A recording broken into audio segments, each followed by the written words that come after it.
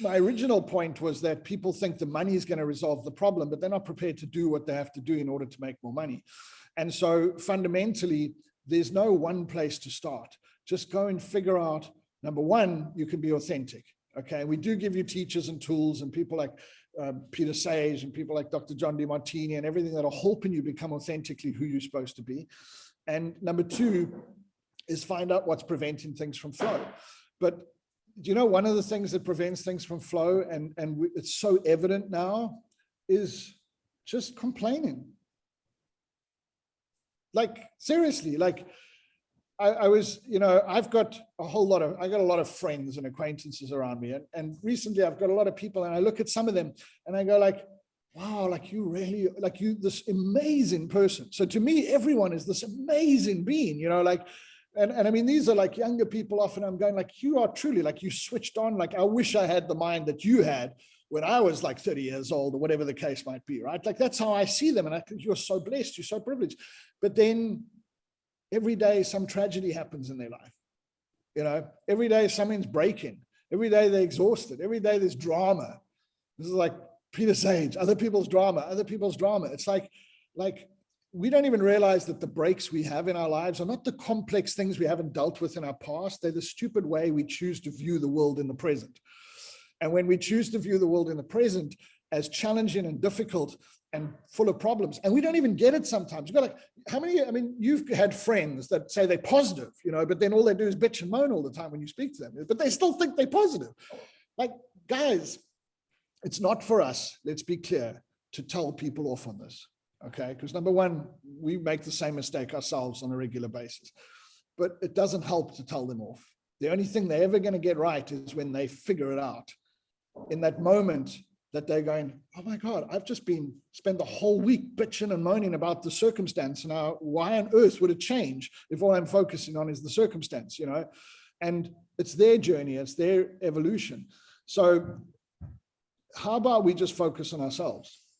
You know, because I can't change what other people are doing. You can choose to be with them or not. Don't hang out with people that are bitching and moaning all the time because they tend to bring you down. I've been hearing so many examples of how interesting it is that negative people can bring you down. And if you hang out with negative people, there's just no out. You will end up down with them, right? If you hang out with positive people, there's no guarantee they'll take you up. That's a choice you've got to make by yourself, but you're damn side better off being positive and hanging out with positive people than you are hanging out with negative people. And guys, we all know this. The problem is the negative person you're hanging out with the most is probably you. And that's where the issue lies. What is your self-talk? What is the communication you're having in your head? What are you going on about? Because there's plenty to focus on that we have no control over. As Stephen Covey would say, the circle of influence versus the circle of concern. There's plenty to be concerned about. But it's not going to change anything. So what can you influence? And interestingly enough, that's one of the things every individual we speak to, you can influence what you're focusing on. You can't influence what other people are focusing on. So if ever there's a time to be selective on who you hang out with, if ever there's a time, you know, are you going to get called out by friends because you're full of shit, because, excuse my French, but you didn't want to hang out with them, or you suddenly not there for them? I'm sorry, it's time to be selfish. It's time to put ourselves first. Going right back to what I said originally, in order for us to become the best versions of ourselves, to make the biggest impact we can make on this planet, we have to become the best versions of ourselves. And if that means we have to put ourselves first, well, hello, maybe that's the whole point. So yeah, it's interesting. There is no chicken egg. There's no start with this, start with that. I'm not sure. It's a journey. Walk the journey and don't go, I read one book. Read every book. Open yourself up to every opportunity that comes your way.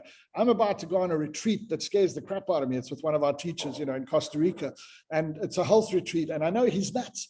And, you know, fortunately, he's a good friend of mine, but that, you know, a good friend is still nuts. Like, you know, so like at the end, but you know what? I'm opening myself up to opportunity because my health was a challenge that I desperately insist. And it would be nice for it to change in 2022. It will change in 2022. All right. It's like I've made that commitment.